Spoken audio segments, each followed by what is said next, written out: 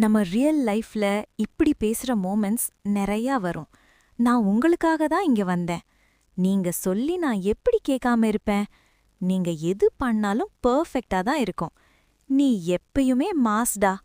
இது வேற லெவலா இருக்கே. இதெல்லாம் கேக்கும்போது ராங் மாதிரி கூட தெரியாது.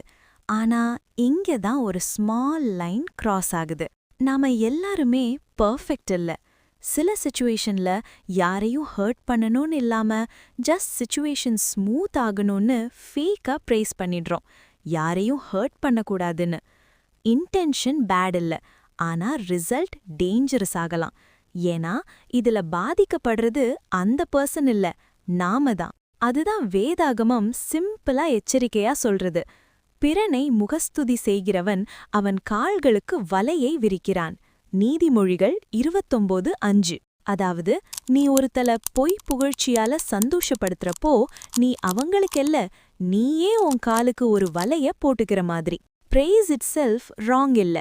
ஹார்ட் ஒர்க்குக்கு, எஃபர்ட்டுக்கு ட்ரூத்தா அப்ரிஷியேட் பண்ற பிரேஸ் தேவைதான். ஆனா பெனிஃபிட்காக, ஃபியர்க்காக, எக்ஸ்பெக்டேஷன்காக ட்ரூத் இல்லாம பிரேஸ் போகும்போதுதான் அது நமக்கே ட்ராப்பா மாறுது. ஸ்லோவா என்ன ஆகும்னா, நம்ம வேர்ட்ஸுக்கு வேல்யூ குறையும். ஆனஸ்டா பேசுற கரேஜ் போயிடும். ஒரு நாள் இவன் ரியல் இல்லன்னு லேபிள் வந்துடும். இத சொல்லும்போது நான் யாரையும் ராங்னு சொல்றதில்ல. நாம எல்லாருமே இப்படி ஒரு பாயிண்ட்ல நின்றுப்போம்.